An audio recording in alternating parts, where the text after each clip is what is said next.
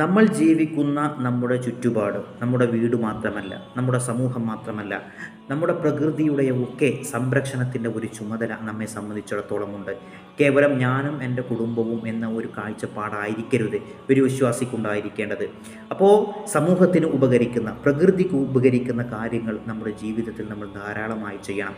മരങ്ങൾ വെച്ച് പിടിപ്പിക്കുക, സാമൂഹ്യപരമായിട്ടുള്ള നന്മകൾ, സ്വതക്കത്തുൻ ജാരിയ എന്ന് പരിശുദ്ധ ദീൻ നമുക്ക് പഠിപ്പിച്ച, നമ്മൾ ഖബറിൽ കിടക്കുമ്പോഴും നമ്മൾ മരിച്ചു ചെന്നാലും നമുക്ക് ഒഴുകിക്കൊണ്ടിരിക്കുന്ന പ്രതിഫലങ്ങൾ നൽകപ്പെടുന്ന അമലുകൾ, അത് ധാരാളമായി ചെയ്യാൻ വേണ്ടി നമ്മൾ ശ്രദ്ധിക്കണം.